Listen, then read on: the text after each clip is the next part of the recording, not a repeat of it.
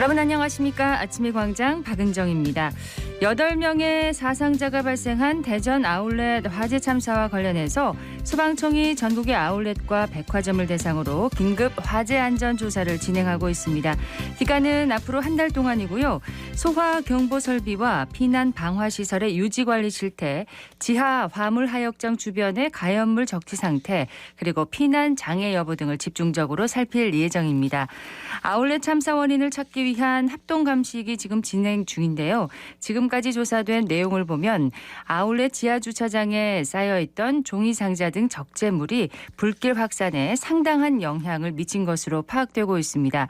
대구 지역의 일부 대형 쇼핑몰에서도 지하 적재물이 발견돼서 관리가 필요하다는 지적이 나오는데요. 사방이 막힌 지하 공간에서는 스프링클러나 제연 설비가 작동을 해도 화재가 급속하게 번져나간다고 합니다. 여기에 가연 적재물이 피해를 키우는 일이 없도록 철저한 규제와 관리가 필요해 보입니다. 9월 29일 목요일 아침의 광장, 먼저 이 시각 교통 상황과 날씨 듣겠습니다. 김현지 리포터. 네, 먼저 고속도로 정보입니다. 중부내륙지선 현풍 방향 옥포갈림목 지난 14.4km 지점 1차로에서 사고 있었는데요. 사고 처리는 완료됐지만 이 구간 속력 많이 떨어져서 지납니다. 또 남대구에서 유천 하이패스 나들목 구간은 안개가 짙게 껴있으니까 유의해서 지나시기 바랍니다. 중앙고속도로 춘천 쪽 다부터널 안쪽에 있던 고장차는 이동 조치됐지만 아직까지 정체 보이고 있고요. 경부고속도로 서울 방향은 매천교 일대 차간거리 당겨서 지납니다.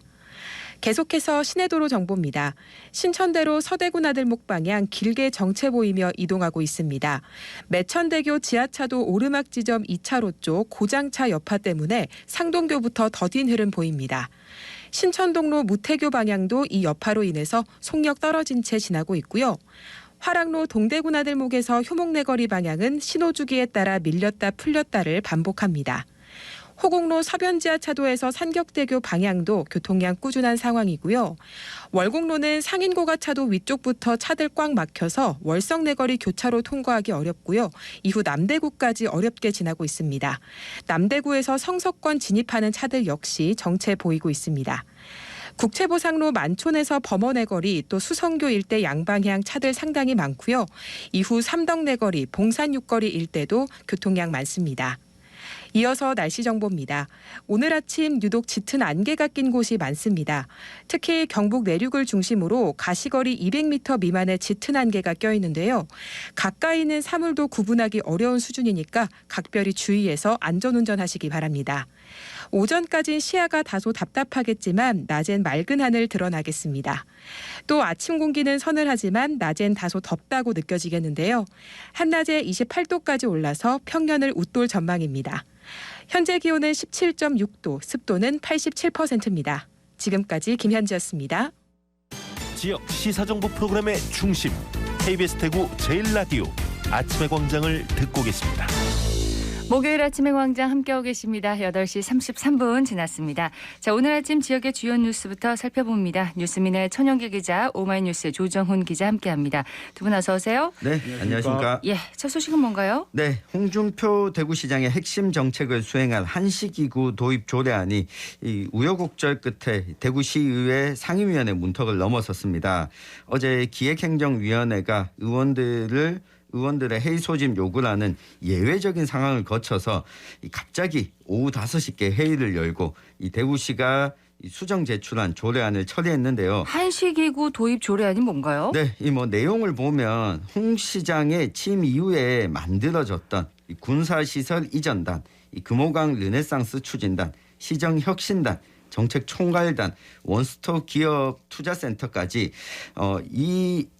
이 한시적 기구에 대한 네. 급을 상급 국장급으로 공식화하는 게 주요 내용입니다. 통상적으로 상급 이상을 이 공무원 직급상 이 고위공무원으로 분류를 하는데요. 네. 대구시가 이들의 격을 높이기 위해서 이전에 이 부단장급이라는 공무원법에도 없는 직급으로 발령을 내려서 이 단장을 보좌하도록 한 바가 있었습니다.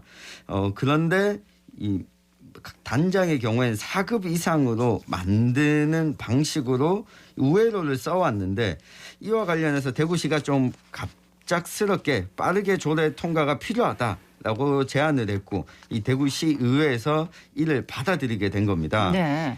이 대구시에는 뭐 여러 가지 기구들이 있지만 이게 상시적으로 직제상 만들어진 기구가 있고 이렇게 한시적으로 설치한 기구들이 있는데 한시적으로 설치하려면 대구시 의회에 동의가 필요하거든요. 그렇죠. 네, 이번에 뭐 통과가 되면서 본회의 통과도 이뤄질 것으로 보이는데 일단은 홍준표 대구시장이 추진하고 있는 군사시설 이전 또 금호강 르네상스 사업까지 이전보다 조금 더 속도를 받게 됐습니다. 그러면 이게 그 한시기구라는 거는 홍준표 대구시장의 그 어떤 임기 기간 동안에만 유지가 되는 건가요? 네, 뭐 임기 기간 내내일 수도 있고요. 예. 이 사업을 추진하는 과정에서 완료될 때까지 예. 유지하게 되는 겁니다. 예, 한시기구 도입 조례안이 이제 통과됐다는 그런 소식 첫 소식으로 전해드렸고요.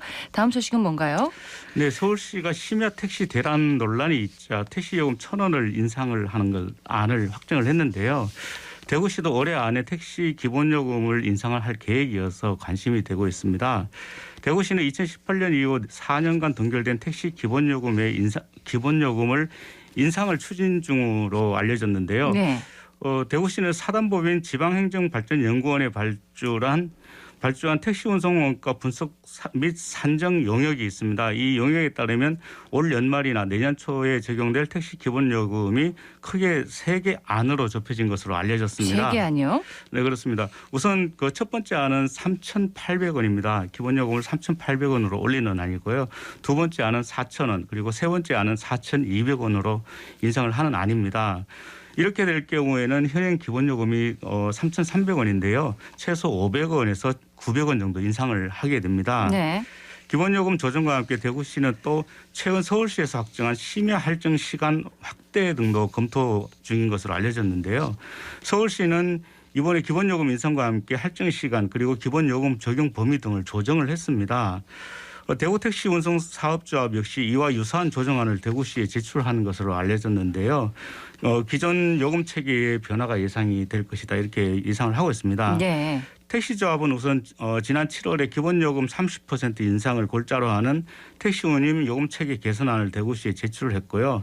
또 지난 4년간 인상분과 향후 최소 2년간 요금 체계를 반영을 해서 기본요금을 4,300원을 적용을 해야 된다 이렇게 주장을 하고 있습니다. 그리고 심야 할증 적용 시간도 지금은 0시에서 오전 4시까지인데요. 네. 밤 10시부터 다음날 오전 5시까지 3시간 정도 더 늘리는 방안도 함께 건의를 했습니다. 이 조정안이 결정이 되면 앞으로는 어떻게 진행되나요? 네, 조정안 결정은 노사정 실무협의회 그리고 물가대책위원회 등의 절차를 거친 이후에 오는 11월쯤 택시 기본요금을 최종 공포할 방침인 것으로 알려졌는데요.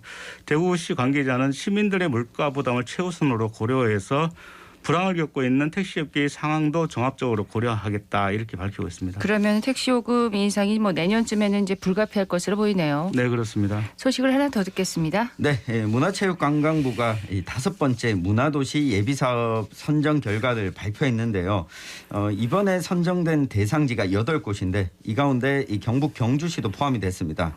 그런데 구미시가 3년 연속 예비사업 선정에 신청을 했지만 3년 연속으로 탈락을 했습니다. 문화도시 예비사업에서요? 그렇습니다. 이 문화도시 사업은 지역문화진흥법에 따라서 5년간 이 사업비 최대 200억 원을 지원받아서 이 지역에 적합한 문화산업을 추진하도록 하는 내용을 담고 있는데 이 경북에서는 포항시가 예비가 아니라 본 문화도시로 지정이 됐고요. 네.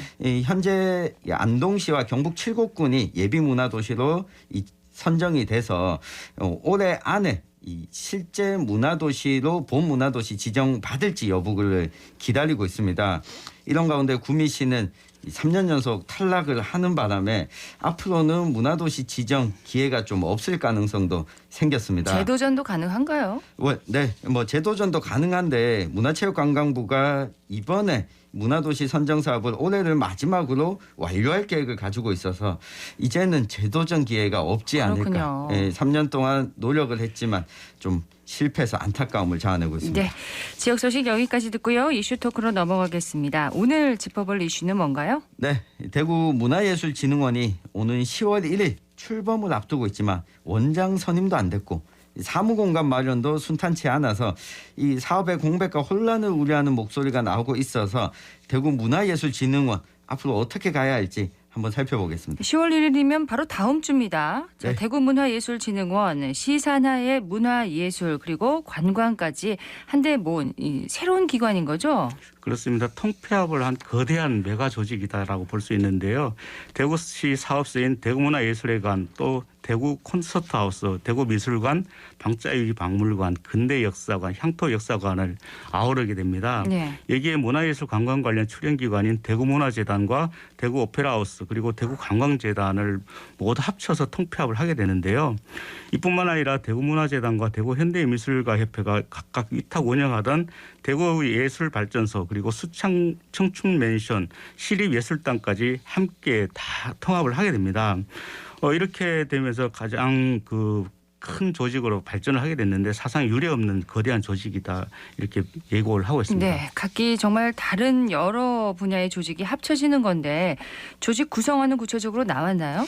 네, 현재까지 알려진 방안을 보면 문예진흥원은 기획경영본부, 문화본부, 이 관광본부를 포함해서 대구미술관, 문화예술회관, 콘서트하우스, 오페라하우스, 시립박물관까지 8개의 하부 조직으로 꾸려질 전망입니다. 앞서 통합하기로 했던 이 단체들, 이 공간들을 하부 조직으로 두는 형태인데요. 네. 이 원장실과 사무공간은 대구문화예술회관에 두는 것으로 확정이 됐고, 근데 이 별도 사옥이 없는 대구문화재단과 대구관광재단 사무실도 문화예술회관에 자리 잡을 것으로 전망이 됩니다. 이 문화예술회관 내에 있는 대구예총 사무실 등은 이 그대로 유지를 하되 현재 문화예술회관에서 사용 중인 사무실을 다시 이 재배치하는 것으로 이 방향을 잡았습니다. 네. 근데 사무공간 재배치가 지금 순조롭지 않다고요? 네, 그렇습니다. 아직까지 구체적인 배치가 정해지지 않았는데요. 이유는 이렇습니다. 대구 시립소년소녀 합창단 연습 공간을 대구 콘서트하우스로 옮기기로 했는데 그리고 이곳에 이제 문예진흥원 사무 공간으로 활용을 하겠다 이렇게 검토를 하고 있습니다. 그런데 이 소년소녀 합창단 단원 학부모들의 반발이 지금 상당히 거센 편인데요. 시립소년소녀 합창단의 연습 공간 이전에 대해서 간담회를 이번 달 들어서 2차례를 했습니다. 그렇지만 시와 단원 학부모 간 의견차는 전혀 좁혀지지 않고 있는데요. 학부모들은 임시 대표단을 만들어서 이전 연습 공간의 협소함 그리고 갑작스러운 환경 변화에 따른 부담 또 단원들의 안전 문제 등을 이유로 연습 공간 이전을 강력하게 지금 반대를 하고 있습니다. 이 때문에 아직까지 공간 배치가 이루어지지 못하고 있습니다. 네, 그러니까 학부모 시립소년 소녀 합창단들의 학부모가 이제 반대를 하고 있는 거군요. 대구 콘서트하우스로 이제 연습 공간을 옮기는 걸요. 그렇습니다. 통폐합되는 기관과 또 시사업소 직원들의 임금과 직급 체계가 좀 달라서 이 부분도 통폐합 과정에서 진통이 있을 것이다 이런 예상이 있었거든요. 그 네. 부분은 정리가 좀 잘 됐습니까? 네, 일단은 통폐합 대상에서 빠지는 걸로 정리가 됐습니다. 신임예술단원들이 이 신분이 공무원 신분이다 보니까 이 다른 기관과 통폐합에 포함되면 이 비공무원 신분으로 전환해야 되는데 이 반대하는 의견이 많았던 겁니다. 때문에 대구 시립예술단만 대구시 소속을 유지하는 위탁 운영 형태로 정리를 했는데요.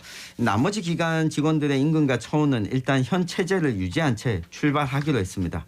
이 기관장들뿐만 아니라 직원들의 처우에 차이가 큰데 크게 다르겠네요. 네, 차이가 상당히 큽니다. 특히 모국 기관이 된 이 대구문화재단 직원들의 임금 수준이 가장 낮은 편이거든요. 이 문화예술진흥원이 대구문화재단의 이 정관과 이름을 바꾸고 나머지 기능들을 통합하는 형태로 진행을 했거든요. 이 문화재단의 임금과 처우 수준을 다른 기관 수준에 맞춘다면 다른 기관들은 반발은 없겠지만 문화재단 기준에 다른 기관 직원들의 임금을 맞추게 되면 임금이 떨어지고 처우가 낮아지거든요. 네. 때문에 일단 당분간은 현재 있는 임금과 처우대로 진행을 하고 용역을 발주해서 방안을 찾겠다. 이렇게 밝혔는데 내년은 되어야 이 문제도 정리가 될 것 같습니다. 해결해야 할 과제가 한두 가지가 아닌 것 같습니다. 진흥원의 수장도 지금 아직 공석이라면서요? 그렇습니다. 지난달 말 대구문화재단 대표후보 추천위원회가 문예진흥원장 공고를 내고 또 심사를 진행을 했습니다. 그런데 공무원 출신 또 문화 관련 단체 출신과 교수 등 전국에서 13명이 지원을 했었는데요. 이들에 대해서 심사를 벌여서 5명의 후보를 대구시장에게 추천을 했습니다.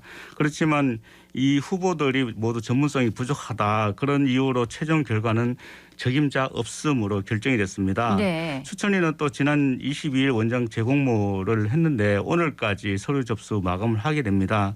그리고 다음 달 4일 면접심사 등을 거치게 되는데요. 아무리 빨라도 10월 둘째 주는 되어야 원장 선임이 가능할 것이다 이렇게 보고 있습니다. 이 때문에 문예진흥원 하부 조직의 본부장급 또는 관장급 인선은 진흥원장 선임 이후에 이루어질 수밖에 없기 때문에 상당히 더디게 진행이 될 것 같습니다. 그러니까 지금 조직은 출범했는데 각 파트를 이끌 수장이 한 명도 지금 없는 거잖아요. 네. 사업에 영향이 없을까요?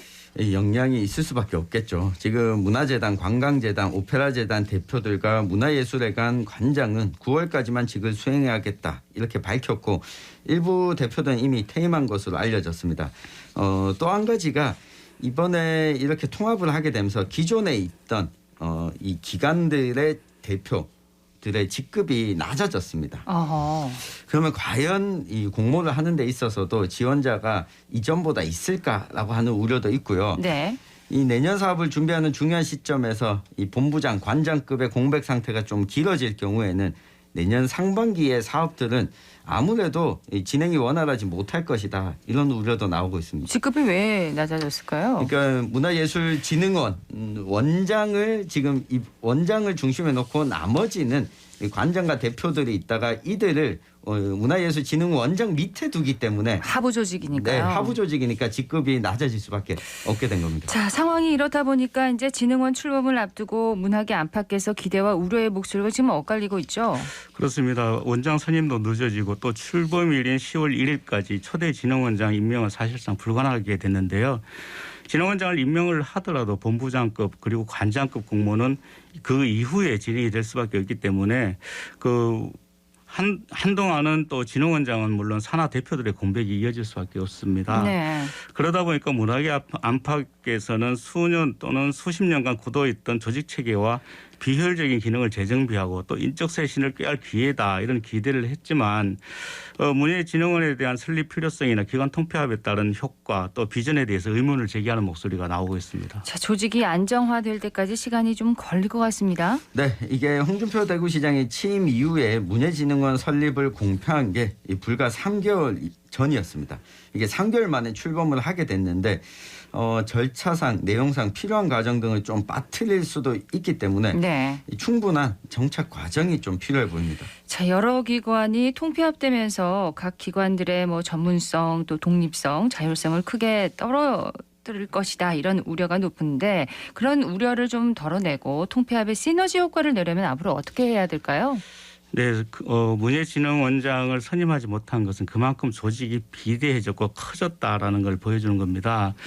이 때문에 문화예술 단체들도 상당히 우려를 하고 있거든요. 그동안에 있던 전문성이 좀 떨어지지 않을까. 예. 그리고 문예진흥원이 슈퍼갑이 돼서 이제 갑정에 갑이 되면 그 기존의 문화예술 단체들은 이제 결국은 더 지원을 받기 위해서 읍소를 할 수밖에 없는 상황이 됩니다. 이 예. 때문에 굉장히 우려를 하고 있는데요. 빨리 원장 공백 상태를 메꿔서 사업이 안정화될 수 있도록 했으면 좋겠습니다. 네, 이게 통폐합하는 목적이 중복 사업에 대해서 좀 효율성을 제고하고 예산 절감을 네. 하겠다. 이 두 가지거든요. 이 서로 다른 기관을 하나로 모아놨기 때문에 통폐합해서 절감할 수 있는 예산은 일단 기관장들의 예산은 절감할 수 있습니다. 그래도 이 효과는 또 크지 않기 때문에 네. 허리띠를 더 졸라매려면 운영하는 공간을 줄여야 하는데 그러니까 공간을 운영하기 위한 기본 경비가 드는데 이걸 줄여야 하는데 이거는 어렵습니다. 아니면 네. 문화재단이 주로 하던 문화예술인에 대한 지원 사업, 창작 지원 사업에 대한 이 사업 예산을 줄이는 방법뿐인데 결국 예산 절감 효과를 드러내기 위해서는 이 사업들을 줄여나간다면 사업 자체가 줄어들 수도 있겠네요. 네, 문화예술인들의 평가가 어떻게 돌아올지는 좀 예측이 되는데요. 이 최소한 통폐합 이후에 1년 운영을 한 이후 어떤 평가를 할지 이 계획 정도는 지금 단계에서도 좀 세우는 게 필요하다고 보여집니다. 뉴스민의 천영길 기자, 오마이뉴스의 조정훈 기자였습니다. 두 분 고맙습니다. 감사합니다. 감사합니다.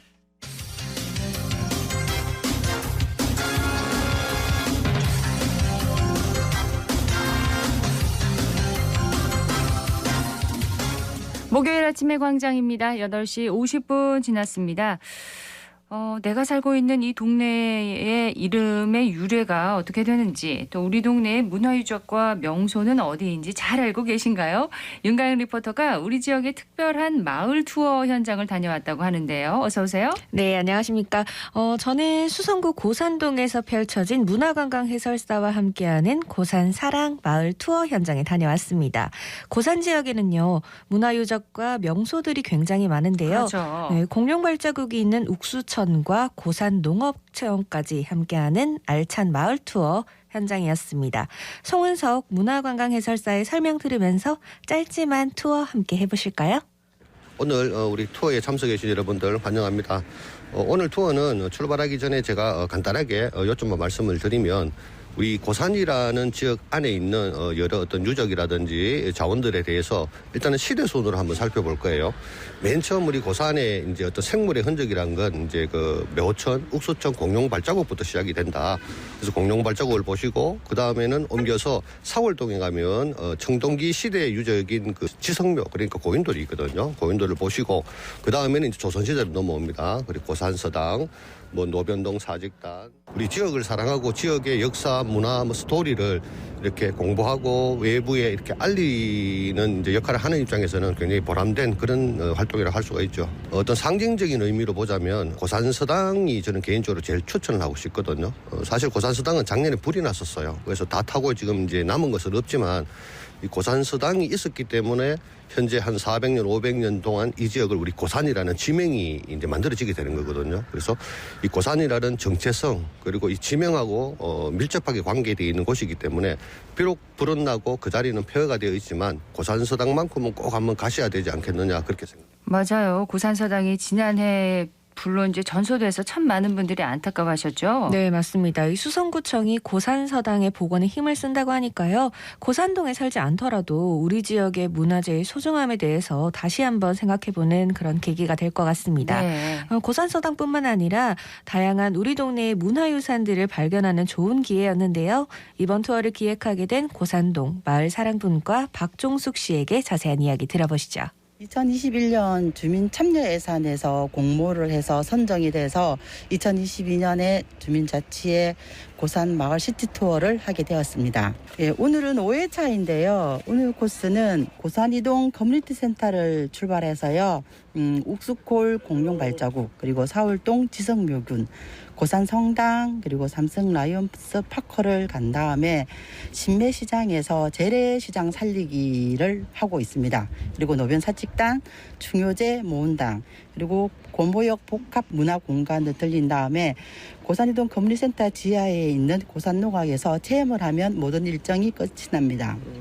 저희가 처음에 마을사랑분과에서 이렇게 짰을 때는 한 30개 정도를 저희가 답사를 다녀왔었거든요. 그래서 그 답사 다녀온 것과 오늘 해설하는 해설사분, 그리고 동해에 계시는 직원분들하고 코스를 짜게 되었습니다. 모든 분들이 제가 1회차와 2회차를 다녀왔었는데요. 고산이동에 살고 있으면서도 고산이동에 이런 것들이 있었구나라는 것을 정말 많이 말씀을 하시고, 모은당 같은 경우에는 항상 문이 이렇게 닫혀 있는 상태라서 구경을 못 하시다가 구경하게 되어서 정말 잘 봤다라고 말씀을 하시고, 저희가 평상시에는 라인소 파크를 들어갈 수 없는데 빨간 흙도 밟을 수 있는 그런 기회가 있어서 다들 너무너무 좋았다고 얘기하고 있습니다. 전화 문의가 정말 많았었는데요. 내년에는 1, 2, 3동이 아닌 수성구 전체로 해서 모집할 예정입니다. 고산사랑 마을 투어 많이 사랑해 주시기 바랍니다. 이번 행사는 마감됐나 봐요. 네, 아쉽게도 모두 마감이 되었습니다. 9월 1일부터 10월 7일까지 매주 목요일과 금요일에 투어가 진행이 되는데, 신청을 받기 시작한 날부터 얼마 되지 않아 10회 투어가 전체가 마감이 됐다고 그렇군요. 합니다. 네, 현재도 문의 전화가 끊이지 않는다고 하는데, 이번 행사는 고산동 주민들만 참여를 할 수 있어서 다른 동 주민분들이 많이 아쉬워했다고 하는데요. 투어를 마치고 돌아와서 이번 투어에 대한 소감도 들어봤습니다. 고산 이동에 살고 있는 72살 배기수라고 합니다. 범어동에 살고 있다가 고산동에 온 지가 지금 17년 정도 됐거든요. 고산동에 대해서 유래 같은 거나 그런 거 잘 몰랐습니다. 이번에 이거 보고 내가 모르는 얘기도 사실도 많이 있구나. 그런 걸 느꼈습니다. 담티제를 넘어오면 공기부터 틀려가 사람이 자체 살기가 좋고요. 조용하고 뭐 시내 가는데 뭐 20분 내로 다 가니까 하여튼 공기 좋게 살기 좋은 동네라는 사적단 거기에 올라가가지고 본 게 가장 좀 흥미롭고 다 옛날에 제사 종류하는 방식 많이 공감을 했고 저는 한 28년 정도 저는 길 가다가 플랜카드 보고 저기 고산 이동 사무실에 거기 가서 이거 나 신청하고 싶다고 하니까 플랜카드 보고 전화를 하라고 해서 그 자리에서 바로 전화해서 참여하게 됐습니다. 저는 사실 이 단어들을 거의 다 알아요. 아는데 안에 속속은 오늘 처음이거든요. 여기 보면 고산서당도 지나만 갔지 안에는 안 들어가 봤고요. 그리고 충효제 모운당 여기도 삼성 라이온즈도 야구 보러 가면은 겉면만 저희들 보는데 오늘 안에 속속들이 보게 돼서 너무 감사했고요. 그리고 여기 노변 사직단도 지나만 다녔지 안 올라가 봤는데 오늘 감사했어요. 이번 계기로 내가 살고 있는 동네에 관심을 가져보는 건 어떨까요? 네, 윤가영 리포터 잘 들었습니다. 고맙습니다. 오늘 대구 경북 쪽 대체로 맑겠습니다. 낮 기온은 25도에서 29도 분포로 어제보다 2, 3도가량 높아서 한낮에는 조금 덥게 느껴지겠습니다. 일교차가 큰 날씨가 이어지고 있는데요. 건강관리 계속해서 유의하시기 바랍니다. 아침의 광장 오늘 순서 여기까지입니다. 박은정이었습니다. 고맙습니다.